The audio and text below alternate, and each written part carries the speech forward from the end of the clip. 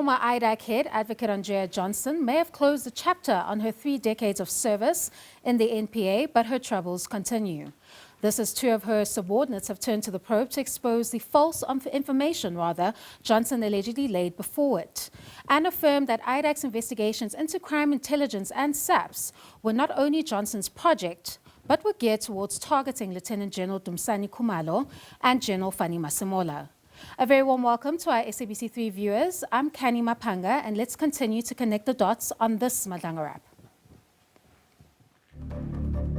Prosecution-led investigations, if correctly done, is a brilliant method.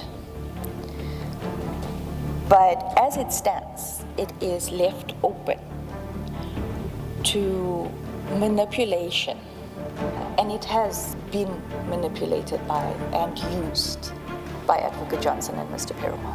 You have a very close relationship, and the lengths you'll go to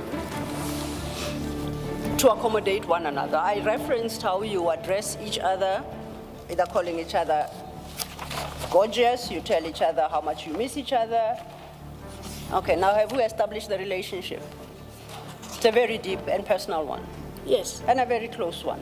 Correct. The real intention was never to get a successful prosecution of corruption. The intention was, as I say, get him arrested with the spectacle that comes with it, get him charged with a consequence that naturally will follow. At no stage in the charging of Commissioner Masemola was there an intention that he be embarrassed. If you defy an instruction of Advocate Johnson or you contradict her, the wrath. If you have to go and check the records at the wellness program that NPA provides for its employees, you will be shocked at the amount of prosecutors and employees, admin staff from IDAC that are receiving counseling. All right, let's begin here. Former IDAC head Advocate Andrea Johnson wrapped up what she thought would be the end of her testimony this week following her resignation. The accountability process, however, continued, which pointed to a pattern in IDAC's handling of crime intelligence cases. That is, these cases were pursued off a Section 27 referral that lacked the evidence to support the claims.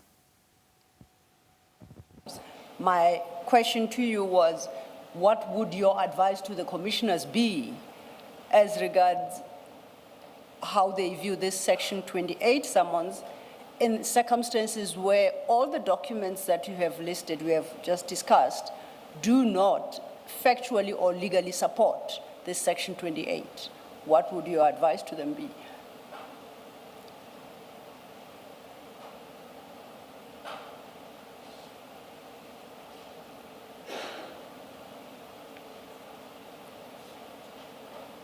Then the investigation is problematic.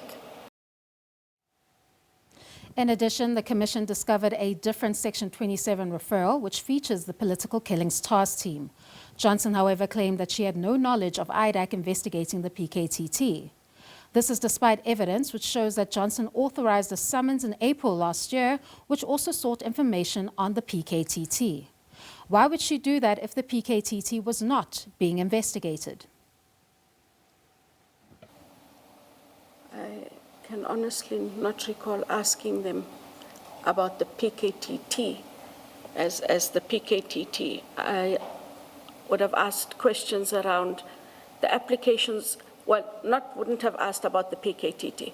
The original documentation, file and applications for promotions of the commanders, for me, dealt with the issue of the promotions we were dealing with. It says commanders and members. So it's not limited to commanders. It says commanders and members.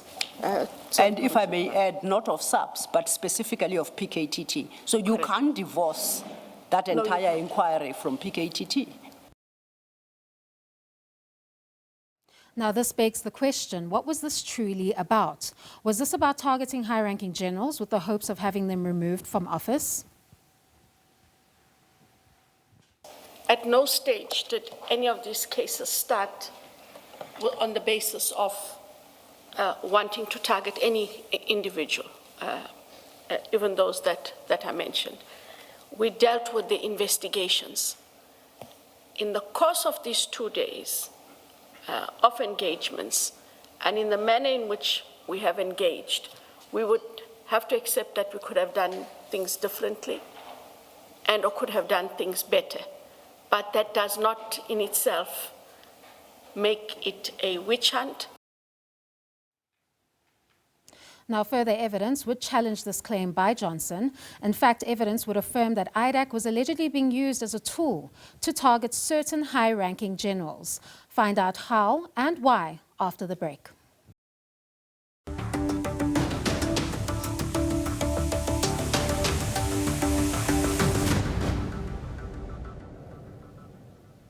Thank you for staying with us. Now, the latest developments surrounding IDAC and its handling of crime intelligence and SAPS cases raises a number of questions.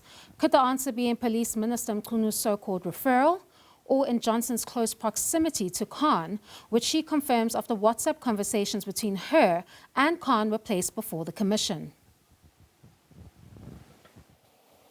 And that is the whole point, to demonstrate that you have a very close relationship and the lengths you'll go to accommodate one another. I referenced how you address each other at times, either calling each other gorgeous, you tell each other how much you miss each other, and that's yes, dearest. Okay, now have we established the relationship? It's a very deep and personal one. Yes. And a very close one. Correct. This context is very important because it ties directly to Johnson's past and allegations of improper conduct. Johnson, in her then capacity as a senior public prosecutor, furnished Major General Faraz Khan with the contents of a criminal complaint against him, right before he was about to give a warning statement.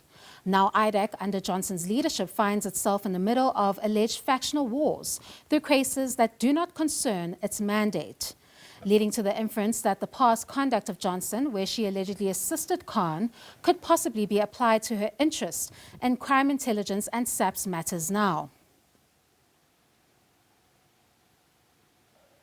I was watching when the ID was presenting at IDAC.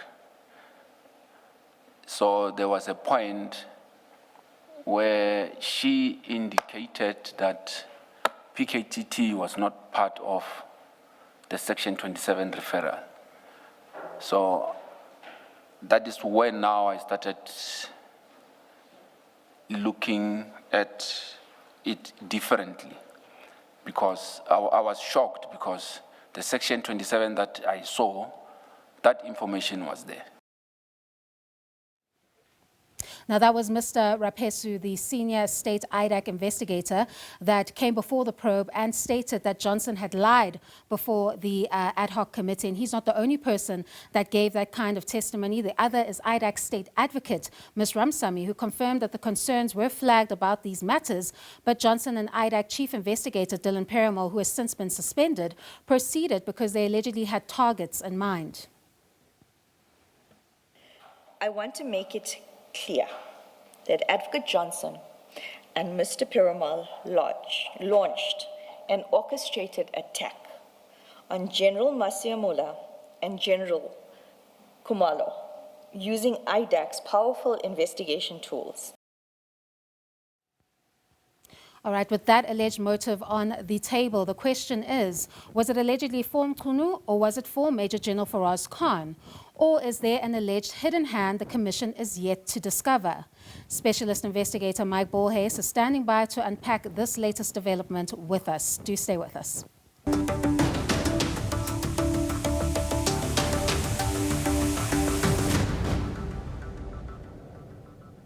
Thank you for staying with us as we reach the final part of our segment. As promised, Mike Bolhase joins us to take these explosive allegations further in terms of IDAC. Mike, I know we did discuss this subject before in the past, and you held the view that this could have been an error, that is Brian Pariachi's investigative methods at the time. Do you still hold that view in light of the latest evidence that you've heard so far, which seemingly points to evidence that this could have allegedly been something that was deliberate, according to two officers within IDAC. Yeah, you see, with information like this, we have to be very careful. We can give opinions, but at the end of the day, you have three sets of information. It's hearsay information. A lot of things have been said, and I'm surprised that it's taken so long. I mean, IDAC has seen, very clearly seen, what it means and what it entails when you keep information, when you see when something is wrong. And the Commission has asked that how many times? How could this now have happened in IDAC? There are people speaking up against the leadership there. Why haven't they, when the slightest problem was identified, why wasn't it dealt with? And then you got assumptions, and that's a very difficult and dangerous opinion to take from or make an opinion from. And then you get factual. So I would like to see now how the Commission and everybody else is going to dissect the information between hearsay, assumption, and factual information. Because at the end of the day, it's only the factual information. And that can only be derived when you do a proper forensic polygraph investigation, a proper profiling of each investigator, as well as a lifestyle audit. That's what I would do. I would profile them, do truth extraction, do forensic polygraphing, and I would do a lifestyle audit. Then you can say this one is guilty, this one, and intent, or a mistake, or deliberate. But I think it goes further. You even have Advocate Andrea Johnson making concessions about how the investigations were improper, and you're now seeing that the Section 27 referral that was flighted before the Commission is not the one that actually was allegedly the original document which featured the PKTT. So these are quite significant discrepancies that weren't put before the Commission or the ad hoc committee that raised serious questions about IDAC. Look, IDAC is the top-notch, best of the best, creme de la creme. The problem is we actually don't have a top-notch, the best of the best, and a creme de la creme left in South Africa. When I hear these things, I immediately ask myself, especially if there's mention of the past and of relationships, if you're an extreme policeman, you must daily, if you start a relationship, you must inform NPA and the minister and say, listen, I like this man or I like this woman. We're starting a relationship. Secondly, where's all the video and audio information? If you're a top cop, you are living up in the sky, and there's extreme responsibilities that you have to adhere to. Everything must be audioed and videoed. Everything.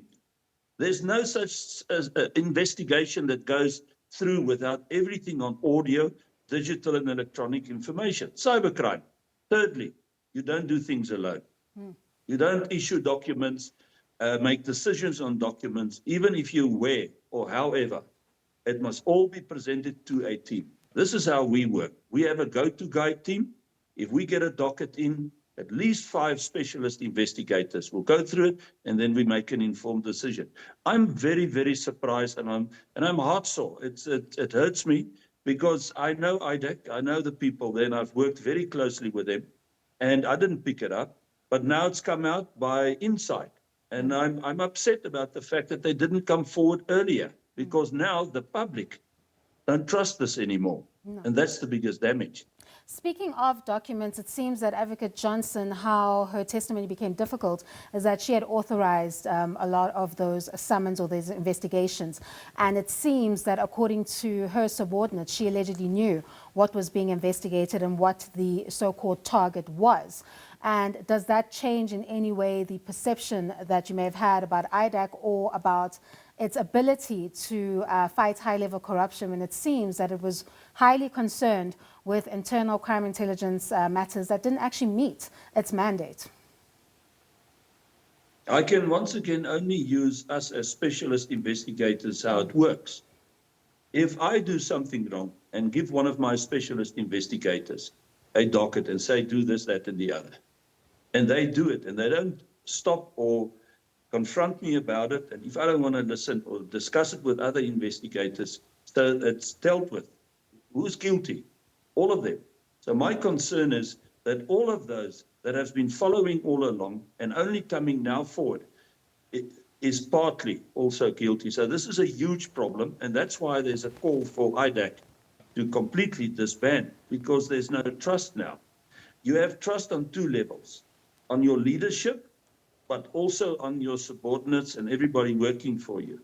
They cannot work unless they totally work together. And if they keep on working when there's on either of the sides any form of neglect, gross negligence or corruption, then it is a corrupt unit, and then it must be disbanded.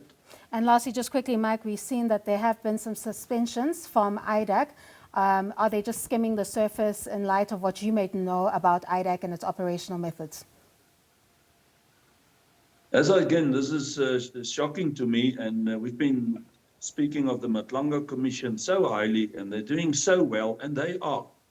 But, you know, we don't have the real super policeman out there, it seems like. And that's my concern, because now everything is to a halt. Now there's internal investigations again.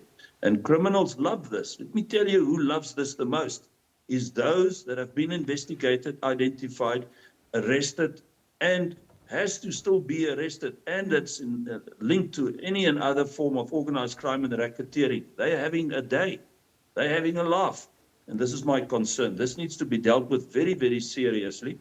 Otherwise, we'll completely, and I speak on behalf of the public, lose their total trust. All right, thank you very much, Mike. It seems we have run out of time. That was Mike Borges, a specialist investigator, reflecting on what seems to be shocking allegations to him about IDAC and its operational methods. And we expect that that evidence is set to continue soon. A lot has unfolded this week, and the Commission is just getting started. Let's hear your thoughts on this week's testimony. So now, with everything that has been happening with Madlanga Commission, I think we're quite aware of the cracks and everything that has been happening in our country.